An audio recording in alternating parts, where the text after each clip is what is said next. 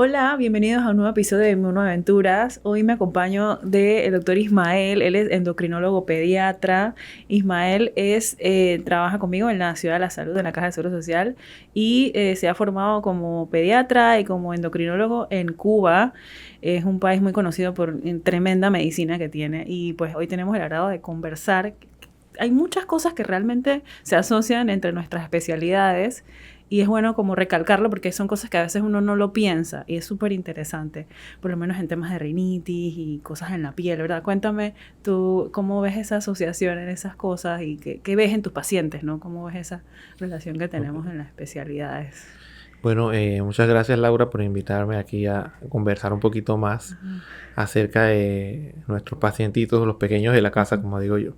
Entonces, sí, en realidad a veces el sistema inmunológico y el sistema endocrino se llevan mucho de la mano, sobre todo que se encargan en las regulaciones de los crecimientos, del tema de la pubertad, de las reacciones inflamatorias en sentido general, y hay Ujú. muchas hormonas que también tienen su componente autoinmune, ¿no?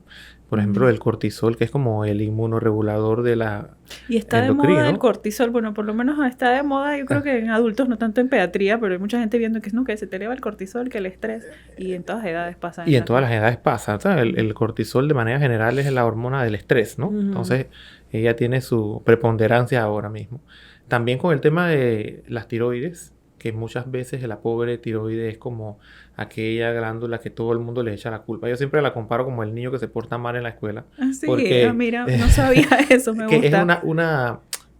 una comparación un poco subreal, porque si estoy gordito es por la tiroides, si me porto mal es por la tiroides, si me pasa algo desde el punto de vista de las habilidades afectivas también es por la tiroides y no necesariamente es así. Ah, Es ok. verdad que es una glándula que tiene Si tienes ansiedad es la bastantes, tiroides, si tienes todo, depresión es la tiroides. Sí, todo se le echan la culpa a la pobre tiroides, y a pesar de que ella tiene una gran importancia en el Ujú. desarrollo de muchas del Ujú. crecimiento y desarrollo sobre todo y la función cognitiva, Ujú.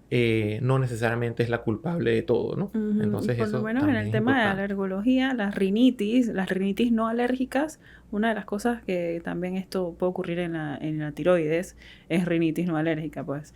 Y también en la tiroides hay manifestaciones en la piel, a veces la piel se torna un poco seca y eso pues da prurito, mucha picazón y puede haber como puede confundirse o confundirse con dermatitis atópica, ¿no? Exacto.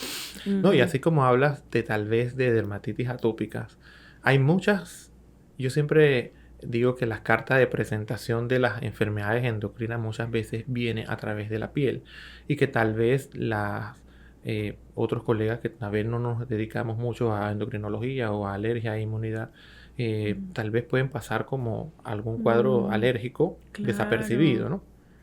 Por Sí. ejemplo, a veces O a un tú has colega dermatólogo también, porque también esto también sería bueno hacer un episodio con una, un dermatólogo, tú y yo de que también. la presentación en piel de algunas Ajá, patologías. Tal vez te ajá. encuentres a algún paciente, claro, lleva un poquito más de clínica, pero te encuentras a que estas pieles secas, Ujú. o el pelo quebradizo, y tú lo asocias Ah, con alguna baja talla o con alguna dificultad intelectual. Tú dices, bueno, vamos a hacer alguna prueba tiroidea, y puede que te encuentres con alguna hipofunción tiroidea o un hipotiroidismo.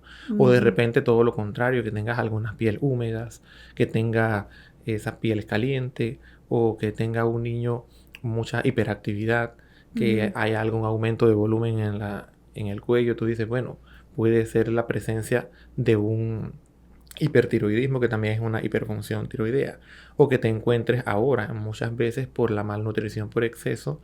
Te encuentras muchas veces en los niños en las consultas que te lo llevan no solamente, como le digo, no es que no gusten los niños gorditos, pero ni que seamos claro, una gordofobia, sino que hay que tratar mejor de llevar un mejor estilo de vida, y te claro. encuentras manchas en la piel, Ujú. hiperpigmentadas, como más oscuritas de la cuenta, y es una llamado la atención de una resistencia a la insulina, que puede ser presencia de una prediabetes, ¿no? Entonces hay Ujú. muchas formas de presentación a través de la piel de nuestras patologías endocrinas, que sí valdría la pena hablar un Ah, poquito más a detalle después en un episodio Sí, bueno, propio de podemos eso. hablar también aquí, exacto, lo que podamos abarcar. Por lo menos por mi parte sé que la tiroides se asocia pues a esto de la piel seca, pero más allá de eso también hay otras cosas que tal vez puedas comentarme que no las conozca. Y la cantosis nigricans que me estás diciendo de la Que se asocia a la diabetes. prediabetes, o puedes encontrar Ujú. más que todo en aquellas niñas que tienen como un acné rebelde, que tú ves que Ajá, tienen un aumento más de pelos en áreas ok. dependientes de andrógenos, ¿no? O sea, en espalda baja, en pecho, en área perioral.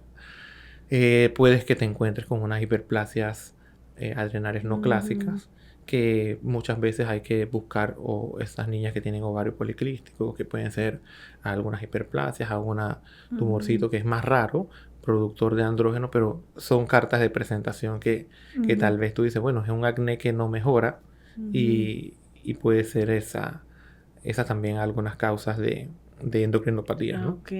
Me llamó la atención cuando hablaste de la hiperfunción tiroidea y mencionaste que, bueno, el hipertiroidismo es un tipo de hiperfunción tiroidea. ¿Es Ajá. así? ¿Hay otros tipos de hiperfunción O sea, tiroidea? generalmente ¿Sería cuando hablamos de tiroiditis? tiroides, Habla así. Vamos a hablar de uno debe, tiroides, que ok, la tiroides... Ajá, que, tiene perdón. bastante que cortar.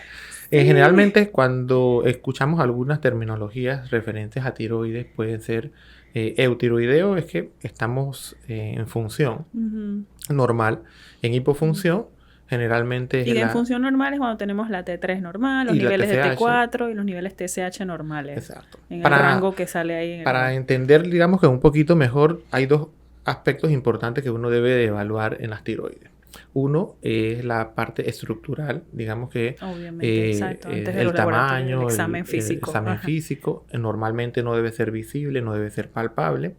Y para ver las características, digamos que podemos utilizar los estudios de imagen, sobre todo ultrasonido, que tenga sus dos lóbulos, que tenga su istmo y que tenga sus rangos dentro de la normalidad. Más o menos es una Ujú. glándula pequeña, puede medir o pesar entre 15 a 25 gramos en condiciones habituales. Claro, varía en el embarazada, en los recién nacidos, en población pediátrica, pero más o menos tú le dices que es la falange distal de tu dedo pulgar. Ese es el tamaño aproximado Ah, ok, de tu ok, glandulita, más ¿no? o menos Más o es menos chiquito. este pedacito es lo que Sí, desde tu pulgar, debe de de medir este tamaño, ok. cada lóbulo de tu tiroides. Ajá. Normalmente, cuando hablamos de las funciones, entonces ahí hablamos de las hormonas tiroideas, ¿no? Ujú. TSH, sobre todo, que es la hormona madre, y las T3 y T4, que es propiamente producidas en las tiroides. Entonces, cuando ellas están en rango de normalidad, eso es eutiroideo, todo está ok. Generalmente, cuando hablamos de hipofunción o la hipotiroidismo, quiere decir que hay un aumento de volumen, de valor de la glándula TSH, que es la glándula madre, y generalmente Mm, traduce a que hay una disminución de las hormonas tiroideas. Y ujú. tal vez trabajamos como todo en endocrino, O como sea, por retroalimentación exacto. negativa o feedback, o si Ujú. abajo hace falta, arriba te da la orden Ajá. de que hay Abajo demasiado, aquí, arriba acá. arriba acá, Ajá.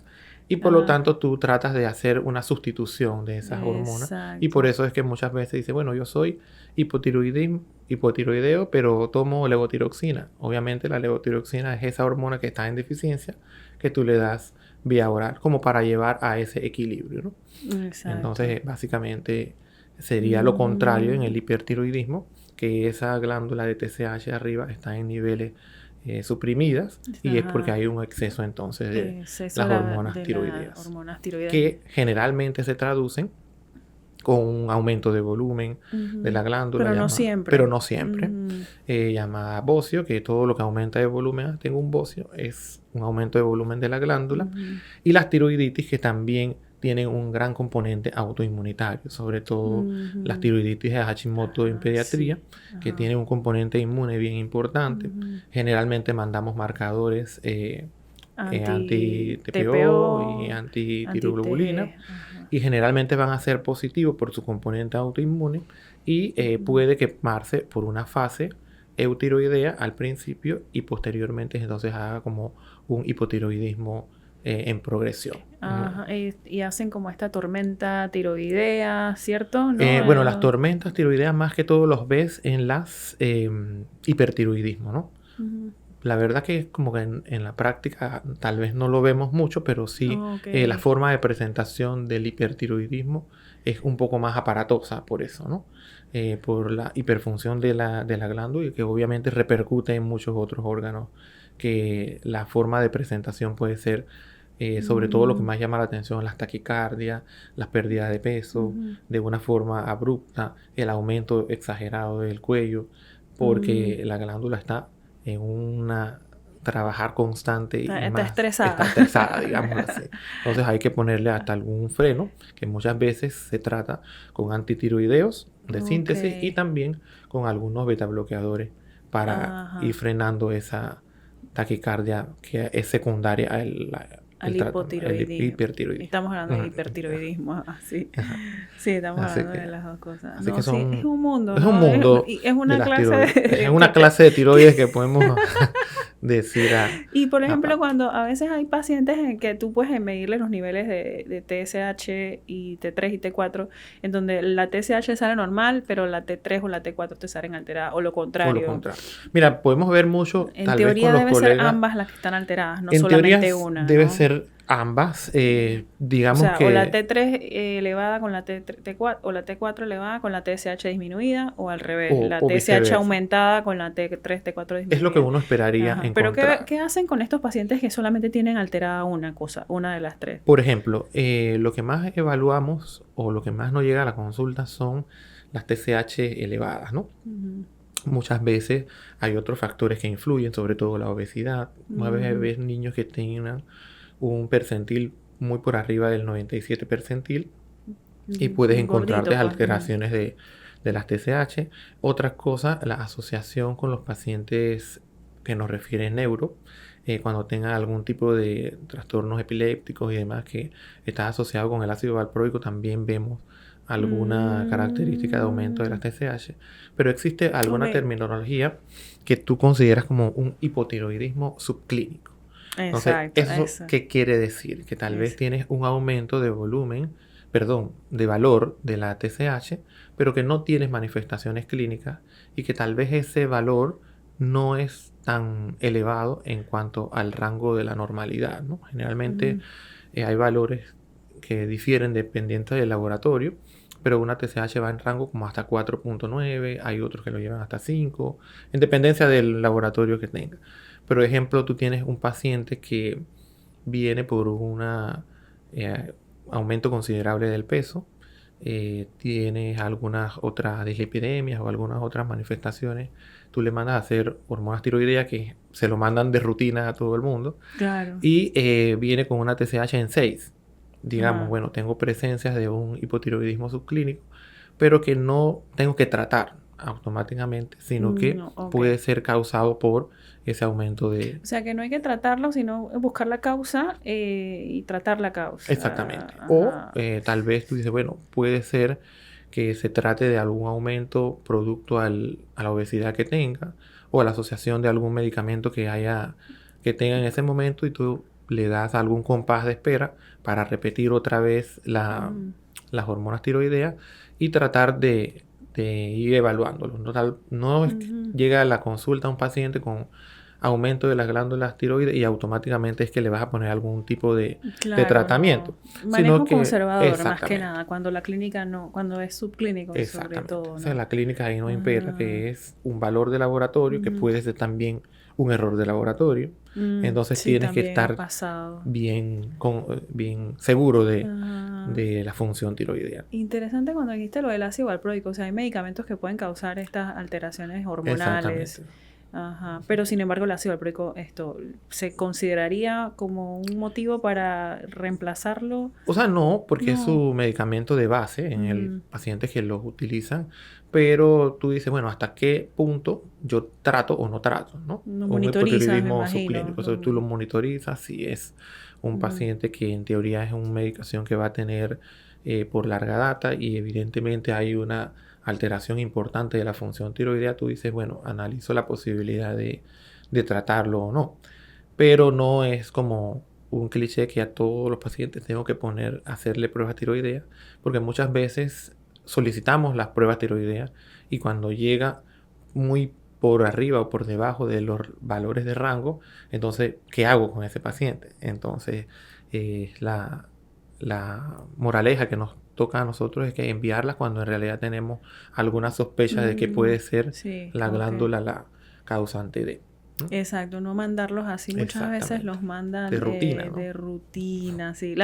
O sea, en conclusión, las hormonas tiroideas no deben ser enviadas de rutina en un paciente pues, en pediatría. No sé, tú tienes un paciente que tiene, qué sé yo, hablando de ellas, tienen varias Indicaciones, ajá. indicaciones.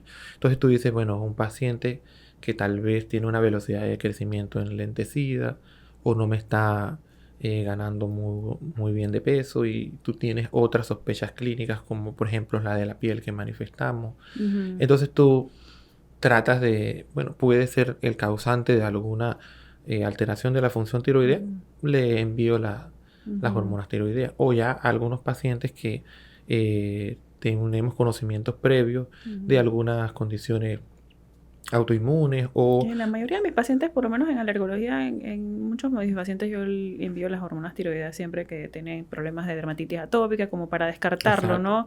Porque sé que puede que la piel seca sea una causa y la dermatitis atópica la piel se ve así como con cerosis.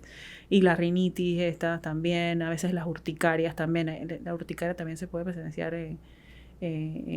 tiroiditis y esto, Exacto. entonces yo Exacto. siempre las mando como de Sí, rutina, pero sí. bueno, no es una rutina de pediatría general, sino una rutina de alergología en mi Exacto. caso. Y que se ven muchas asociaciones de Ujú, enfermedades o algunas condiciones, digámoslo así, con el sistema inmune ujú, asociadas a endocrino. La diabetes mellitus tipo 1, ujú, los hipotiroidismos o las tiroiditis autoinmunes sobre todo. ujú, Entonces tú ves que cuando hay algunas asociaciones de estas ujú. condiciones, bueno, también vamos a estudiar el eje tiroideo que él está como presente en todo casi, ¿no? Entonces sí es positivo que también mandemos algún estudio Ajá, de la glándula, pero no debe ser como un hemograma que se ok. manda de forma rutinaria, ¿no? Exacto, no es Ujú, algo ujú. de rutina, pero sí es bueno esto, descartar. Siempre en medicina, pues descartar y pensar mal a veces, pensar en cosas que inusuales no está de más hasta cierto Hay algunos punto. eslogan que dice que piensa mal y vencerás, ¿no? Entonces, eso es importante Sí, en así algunas es. ocasiones. Es mejor eso, pensar mal y a evitar pues, algo que no hayamos visto, ¿no? Exactamente. Evitar que pase eso. Pues sí, y entonces ahí dejando la tiroides tranquila por un Por un rato, momento. mencionaste la Dime. diabetes. La diabetes en pediatría se está viendo un aumento impresionante en niños pues, por la obesidad, creo, ¿no? Por el Exacto. tema de la inactividad, el sedentarismo y esto. Y lo de las enfermedades autoinmunes también me gustaría que lo habláramos, porque por parte de inmunología, la autoinmunidad es una de las manifestaciones una de las banderas rojas o signos de alarma de inmunodeficiencia, que es otra de las condiciones que yo veo. Es algo muy poco común ver un niño con inmunodeficiencia que se manifieste como una endocrinopatía, pero sí lo he visto reportado en casos. Eh, y bueno, no sé, no está de más como mencionar esto de la autoinmunidad en endocrinopatía. Hay un trastorno genético que es endocrinopatía múltiple familiar, Ujú. algo así, que también se asocia como una parte genética y también es algo pues autoinmune, interesante mencionar. Una vez vi un caso de eso en donde estudié, que es bien inusual, ¿no? Un Entonces, poco bueno, frecuente. entonces, hablamos de diabetes y luego hablamos de Está bien. autoinmunidad. A Bueno, ver, cuéntame tu experiencia con la diabetes. diabetes es un tema bien interesante, sobre todo ahora en la población infantil. Hay varios tipos de diabetes. Mm, Muchas veces, anteriormente, el concepto era que la diabetes tipo 1 es la del niño y la diabetes tipo 2 es la del adulto, sí, pero eso hace pero hace mucho años. tiempo atrás y Y ya todavía hay gente que no eso, ha cambiado el que no ha chip. cambiado todavía el chip. Entonces creo que nosotros acabamos de pasar una pandemia hace un poco de años, que fue la Ajá. del COVID, pero creo que ahora, actualmente, tenemos otra pandemia, que es la de obesidad y sedentarismo. Y Mm, en la población infantil, nosotros que nos dedicamos a ver a los más pequeños de la casa, mm, tenemos un gran reto, porque todo niño tiene algún dispositivo electrónico. Entonces, obviamente estamos en una era digital, la inteligencia artificial, todo es a través de computadoras y demás, pero eso hace que el niño se involucre más en las actividades tecnológicas y menos en la actividad física. Entonces, no voy a mencionar marcas ni voy a mencionar nada acá, pero generalmente la alimentación por exceso que resulta ser chatarra Ay, sí. frente a una pantalla de televisión y sin hacer algún tipo de actividad física, ha Exacto. venido una pandemia que es la pandemia de la obesidad infantil. Y obviamente Panamá no escapa de esa realidad. Entonces es muy frecuente últimamente en las consultas que nos lleguen pacientes en edad escolar con dislipidemia, con obesidad y en estados de prediabetes. Entonces ya ese concepto de que la diabetes tipo 2 era la del abuelo, era la de los tíos y la de los pacientes adultos, ya no es tan así. Entonces creo que ha sido una gran, digamos que causa que el niño esté en una era digital y que no tenga esa actividad física, ¿no? Entonces hay que Exacto. hacer un hincapié sobre todo en el estilo de vida saludable en la población infantil, pero es muy difícil trabajar con la población infantil que tiene algún sobrepeso porque hay que empezar a hacer un cambio en toda la familia y sobre todo en los Exacto, papás. exacto, porque generalmente cuando esto es algo que viene con el niño, es algo que viene de la familia. Entonces, como cambiar, no solamente se trata de cambiar el estilo de vida del niño, sino de toda la familia. Eso es un Exactamente. reto. Eso es un reto. Un reto bien difícil. Sí. Y cuando el niño ya llegó a obesidad, esto probablemente sea más difícil que tenerlo antes, cuando cuando todavía no es obeso, hacer las modificaciones en el estilo de vida si las identificas a tiempo, por lo menos en el nivel de pediatría básica, ¿no? Exacto. No, si nos los llevan a tiempo, digamos que con niveles de glucemia que están por arriba de los valores normales, pero que no llegan a diagnóstico de diabetes y que estás en un periodo como prediabético, podemos hacer muchas cositas, básicamente cambiando el estilo de vida y la alimentación saludable, más que todo en la alimentación, porque nos limitamos en la parte pediátrica, pues no tenemos tantos medicamentos para tratar a la paciente en la población infantil, así que nos amarramos de manos porque es dieta, es ejercicio y es cambiar el chip a los papás para poder que el niño tenga un mejor estilo de vida. Y el trabajar con un estilo de vida mejor en la población pediátrica, o por lo menos en los pacientes escolares, es evitar que ese escolar que tengo hoy de 5 años, cuando sea adolescente, sea obeso y cuando sea un adulto joven, tenga enfermedades crónicas no transmisibles con complicaciones y secuelas para su vida en una edad temprana de la vida. Sí, Entonces, eso, cardiovasculares, renales, exacto. exactamente. Entonces, creo que es un gran reto que tenemos trabajar la obesidad infantil y la diabetes tipo 2. En cuanto, y esta es de un punto de vista de básicamente hábitos de alimentación y falta de ejercicio físico. No así la diabetes tipo 1. Claro, O sea, la esa es diabetes más tipo 1 bien... sí es completamente auto inmunológica, ¿no? Exacto. Entonces ya tiene un componente autoinmune bien importante y muchas veces los papás cuando tú le das el diagnóstico de que tienes un paciente diabético tipo 1 empieza el sentimiento de culpa o porque es porque yo te di dulce o es porque mi mamá es diabética, probablemente, pero independientemente de eso, probablemente iba a ocurrir. exactamente. Entonces ya es un componente autoinmune bien importante Sí. y ya hay algo. Yo recuerdo en la residencia de pediatría un bebé de 2 años. Creo que ha sido como el más pequeño. No sé desde qué tan pequeño tú puedes llegar a diagnosticar un bebé, pero 2 años diabético, pero nunca me olvido porque fue algo como... Sí, hay pacientes bien chiquitos. Yo he tenido pacientes de las residencias que debutaron con 10 meses. 10 meses. Todavía lactantes menores y empiezan ya con diabetes. Porque la fisiopatología de la diabetes tipo 1 es completamente diferente a la del tipo 2 y sí hay un componente autoinmunitario. Y no es prevenible realmente. Y no es tan prevenible, exactamente. Entonces, digamos que hay factores de la epigenética genéticos, yo creo que sí, son que te ayudan genéticos. a que tal vez esa expresión que ya viene se exprese antes o después con la lactancia materna, con la incorporación de la alimentación complementaria de los 6 meses en adelante, tal vez en las ausencias de alguna enfermedad del punto de vista respiratorio que tienen como un mimetismo molecular que el organismo discrimina, que no sabe si es una cosa o la otra y trabaja en contra tuya. Entonces puede ser que exprese más temprano o más tarde esa información que ya viene básicamente codificada en el componente inmunitario, ¿no? Entonces por eso es que tal vez tú dices, en un paciente diabético tipo 1, ¿por qué a mí me debuté con 1 año? ¿O por qué yo debuté con 16 años? ¿O por qué yo debuté con 14? Eso depende de la epigenética que se va a expresar. Pero generalmente, tarde que temprano, va a expresar la condición. Y como hay una ausencia o una destrucción de las células beta pancreáticas, que son las que abren las llavecitas a la insulina para que regule la glucosa, obviamente tenemos que ser insulino dependiente por el resto de la vida. Y en esos casos, esa destrucción de las células pancreáticas ocurre por el mismo cuerpo, que el mismo cuerpo genera anticuerpos porque está empezando a atacar tal vez alguna otra cosa, pero en ese momento no identifica bien qué es lo que tiene que atacar, qué es lo que no debe atacar, y el cuerpo empieza a atacar lo que ve y agarra las células beta pancreáticas. Correctamente.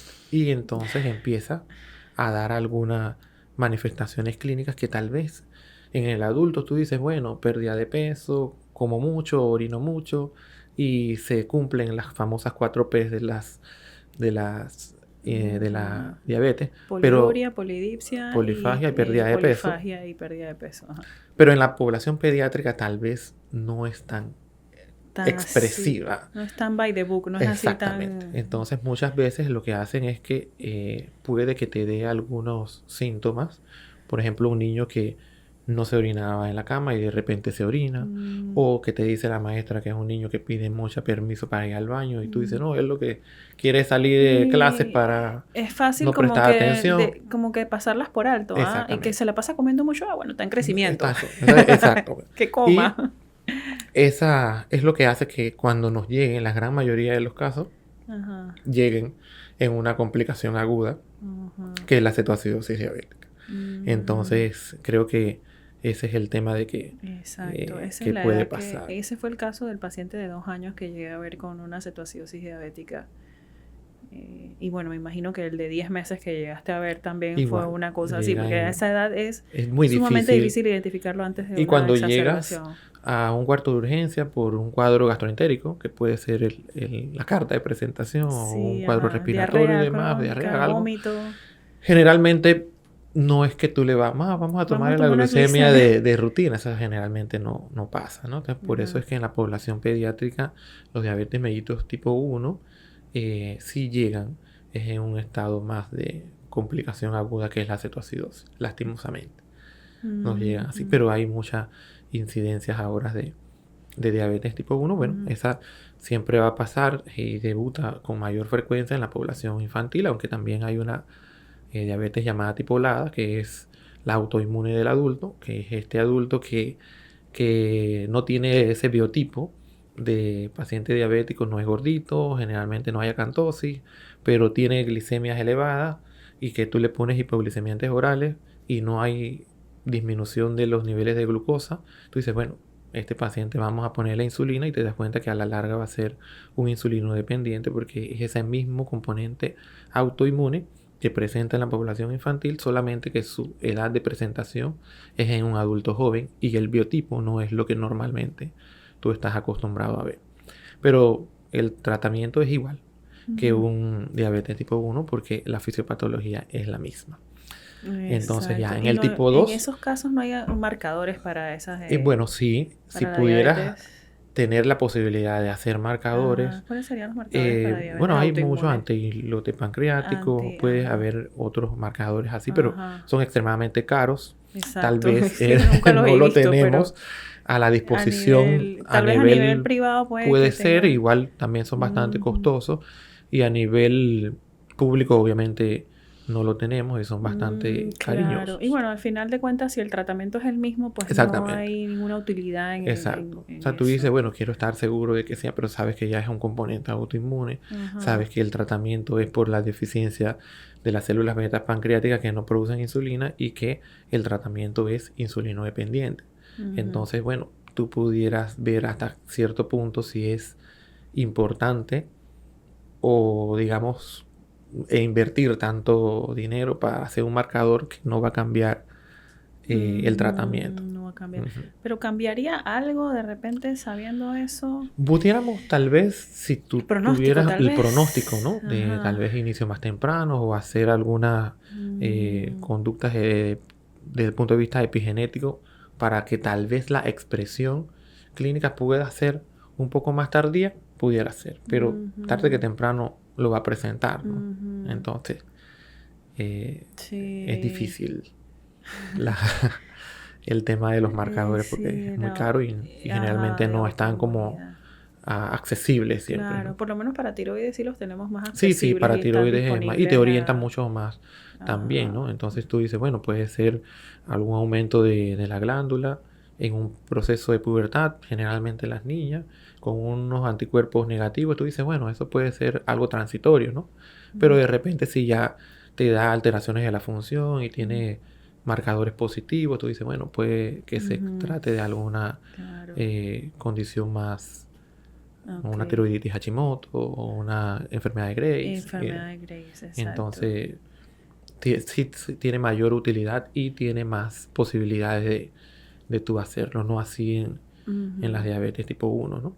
Y en la tipo 2 básicamente es modificación del estilo de vida en la población infantil, que va con ejemplo desde los papás. Porque como le digo yo a un niño, a veces tú le dices a los papás y al niño y el papá te dice, viste, te lo dije, que vayas a jugar al parque. Pero tú cuántas veces juegas a la Sí, semana. estaban los papás muy ocupados en su trabajo y en cumplir con otras quehaceres o en las redes sociales a veces, Exactamente, desgraciadamente. exactamente. Ajá. Entonces, olvidamos el enfoque ese de darle atención al niño para que el niño juegue, sobre todo cuando son niños que no tienen hermanitos, pues que son Exacto. hijos únicos o que no tienen vecinitos o que viven en apartamentos en donde no hay tanta facilidad de convivir con los niños cerca o no los ven, como cuando nosotros bueno, los que son criados, digo nosotros porque yo fui criada en casa, había patio y uno salía. Exacto.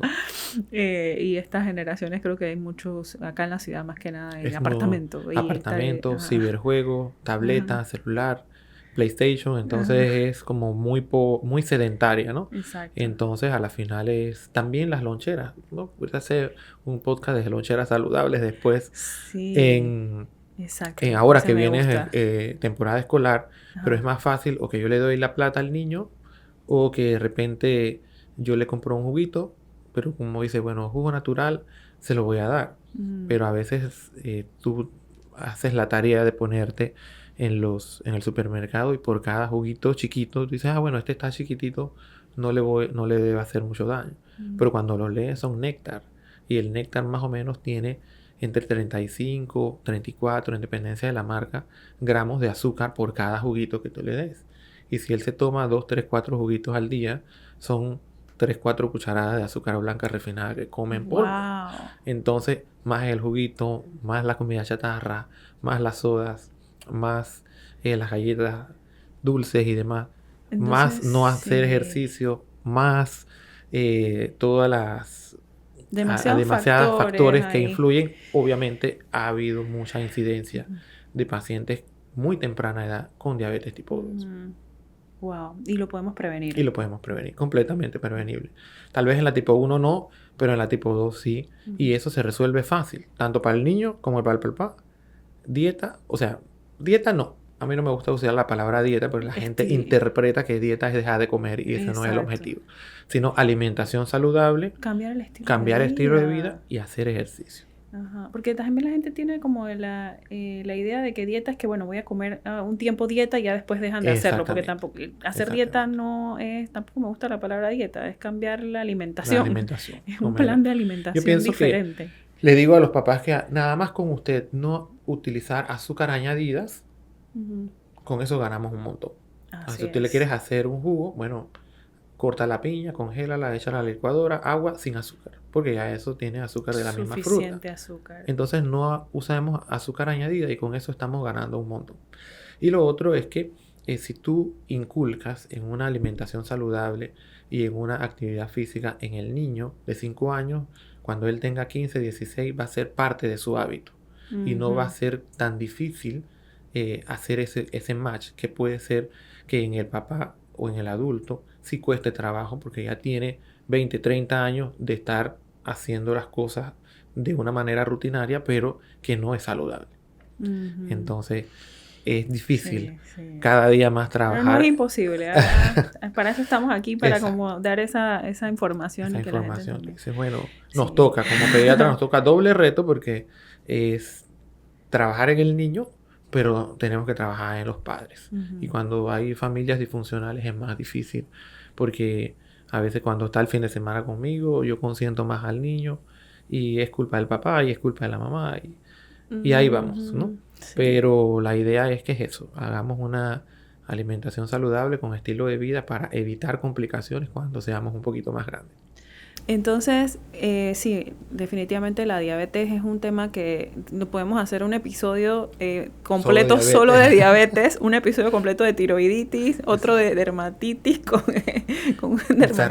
desarrollo sexual, pubertad precoz. Sí. Vemos muchas veces, bueno, ¿por qué empiezan las niñas a tener desarrollo de las mamas antes de la edad adecuada? Sí. O muchas veces interpretan de que, bueno, porque yo me menstrué temprano, eso es normal en mi familia, ¿no? Entonces, eso es importante porque obviamente está estrechamente relacionada con la talla final de los niños y las niñas. O sea que pubertad es estrechamente relacionado con el crecimiento y desarrollo. Y a propósito de la pubertad, ahora que lo mencionas, es sumamente llamativo que en alergología las niñas usualmente cuando entran en la pubertad, las alergias a veces o empeoran o a veces mejoran. O sea, siempre hay un cambio que las hormonas influyen en el desarrollo de las alergias. Y lo mismo pasa con las mujeres adultas en la edad, cuando entran en la menopausia. Las alergias o empeoran o mejoran. Es algo que llama la atención, como las hormonas influyen mucho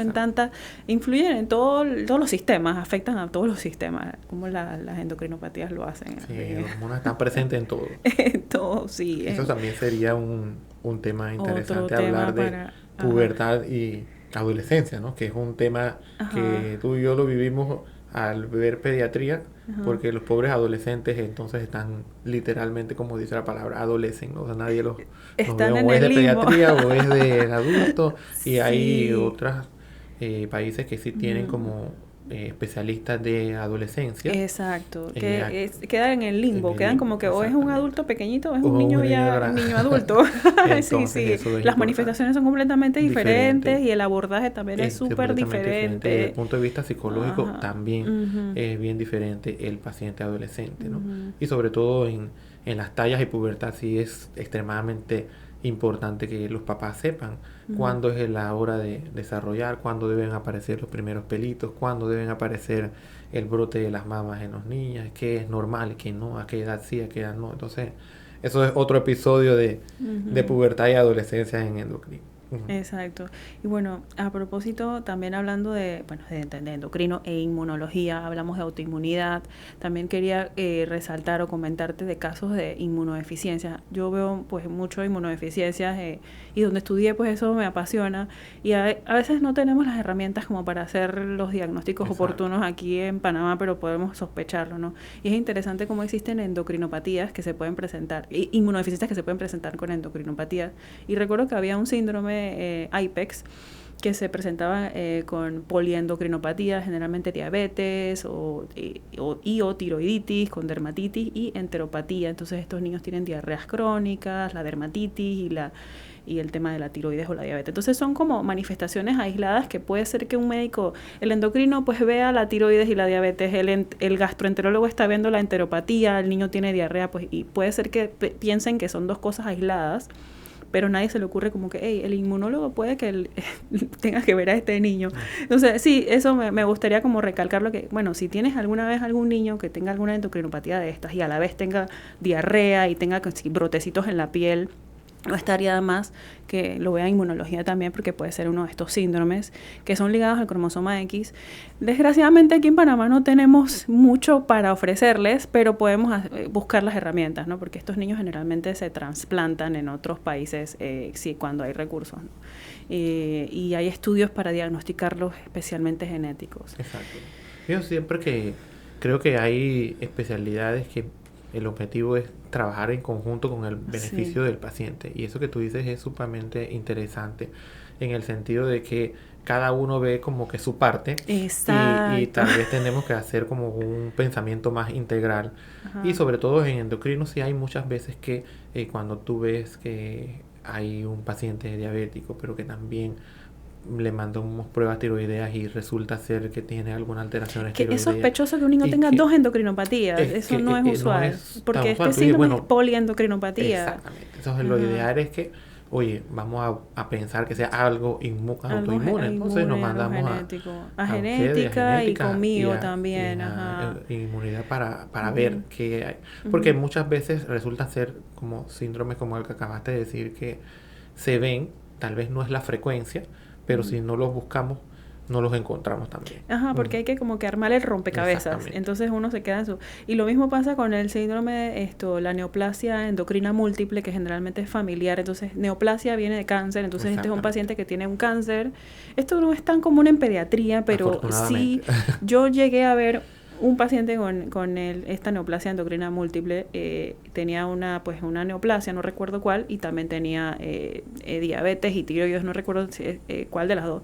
Y la familia tenía también este trastorno. Entonces, hay que pensarlo, porque estamos Exacto. en un país multicultural. Aquí tenemos gente de todas De las, todos de lados. todo el mundo. Y es como pensábamos, bueno, las neoplasias endocrinas múltiples no son frecuentes en la Ajá. población pediátrica, afortunadamente, pero tú dices, bueno, en endocrino ves varios ejes y tú ves el eje tiroideo afectado y hay una diabetes por ahí y de repente ves el eje paratiroide afectado y varias ejes juntos, Ajá. tú tienes que tal Ujú. vez hacer asociaciones para Exacto. poder llegar a estos diagnósticos que sí, muchas veces tienen una herencia familiar importante, lo interconsultas con genética y que cuando haces el estudio familiar Ujú. te vas a dar cuenta que hay unos cuantos así, Sí, pero y no siempre, ¿no? Porque también puede ser alguna de nuevo, mutación de ¿no? novo, Exacto. exacto, que no necesariamente es heredada, pero Pero es siempre es genético. bueno evaluarlo. Entonces yo Ajá. pienso que nosotros en endocrino siempre tenemos como un, varios otras especialidades Ujú. agarraditas de la mano y una de esas es genética porque trabajamos mucho al lado y otra es inmunidad porque muchas de esas patologías son asociadas desde el punto de vista de Ujú. algún componente autoinmune que pudiéramos trabajar de la mano y llegar Ujú. al objetivo de que el paciente se beneficie de una u otra forma, ¿no? Ujú. Y también en general, pues uno de los signos de alarma de inmunodeficiencias es autoinmunidad. Entonces, Exactamente. no solamente estas dos que te acabo de mencionar, sino también hay muchas inmunodeficiencias combinadas que además de tener infecciones recurrentes, se presentan con autoinmunidad, ya sea endocrina, gastrointestinal o en Exacto. cualquier otro órgano, otro sistema. Entonces, sí, eso, la medicina es un trabajo En en equipo. equipo, ¿ah? Y de manera Y a general, tú veces dices, bueno, no un es tan pacientito fácil. que lo ve a gastro por esto, y lo ve derma por esto, y lo ve oftalmo por esto, y lo ve endocrino por esto. Ujú. O sea, Ya hay que algo no tratar está de buscar pasando, algo... asociaciones ahí. Ajá, y tenemos entonces estos síndromes que son Exacto. súper interesantes de De aprender. aprender.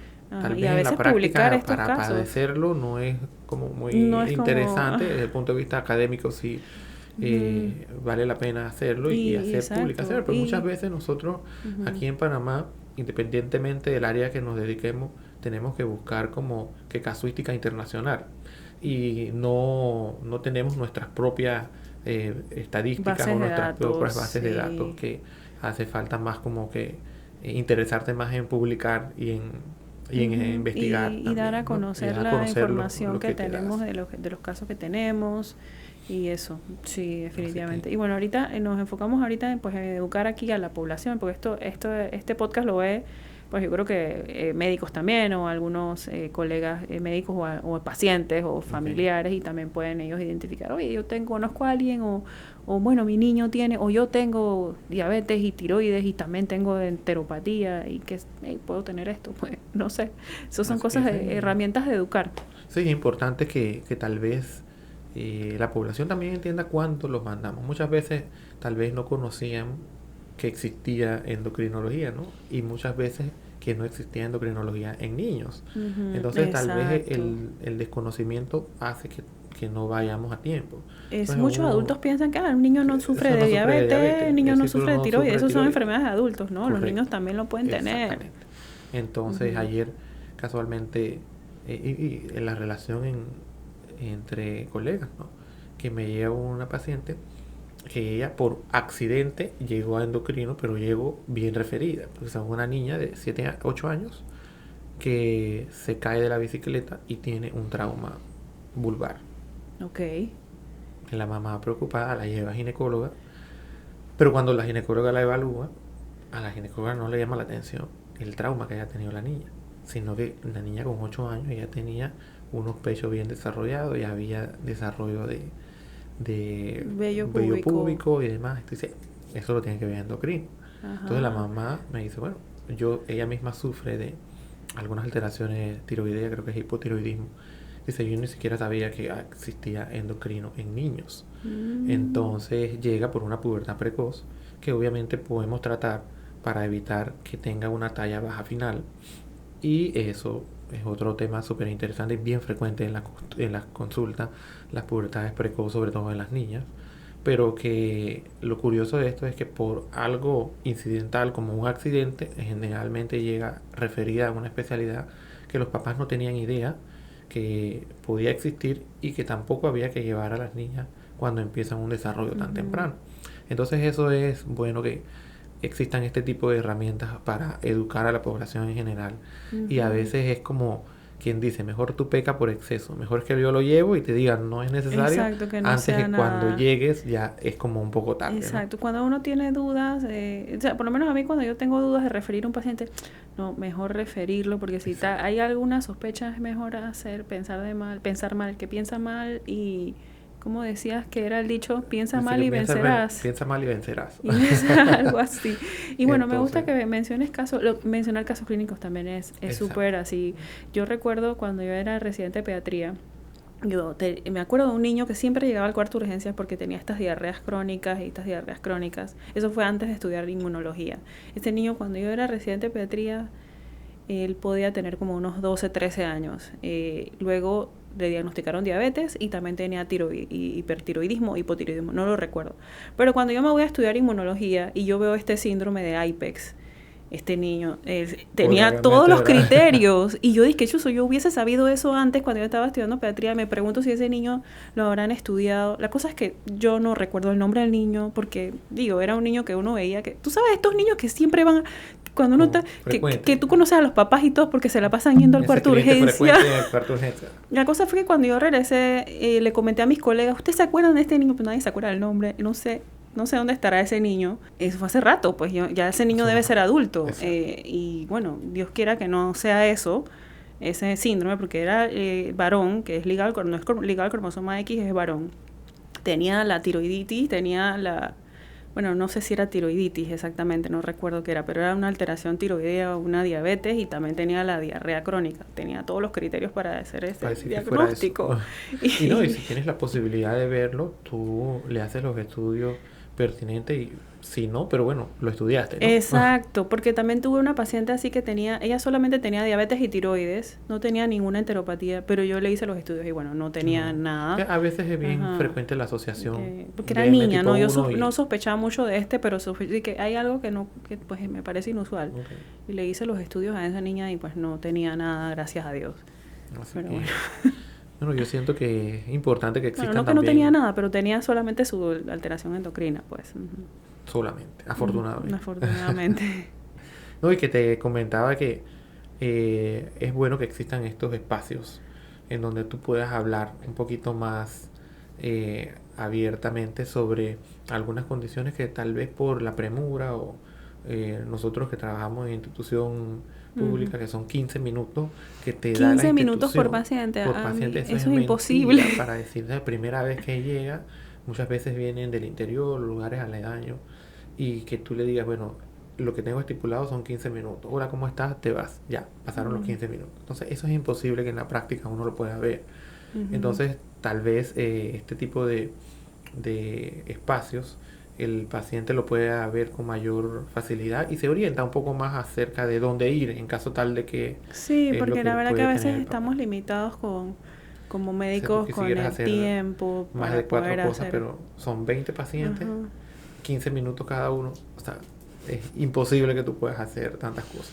Ujú. Y Mm, además que si te llaman de la sala que tienes que ver a algún Exacto. paciente o que te mandan de urgencias que tienes que ir a ver a otro paciente, o sea, Es tenemos que difícil. cubrir bastantes cosas. Ajá, imagínate que te llega ese día que estás en consulta a un paciente con una cetoacidosis diabética y tienes en sala otro también.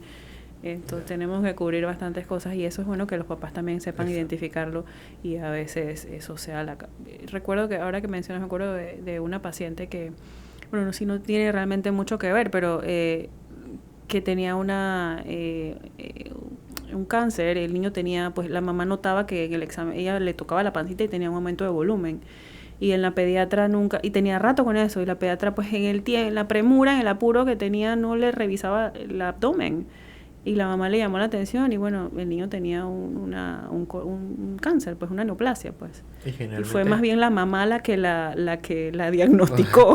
y ocurre con bastante frecuencia, sobre Ajá. todo las neoplasias, eh, Ujú. eh, son las mamás Y las mamás las que hacen el las que diagnóstico. hacen el diagnóstico.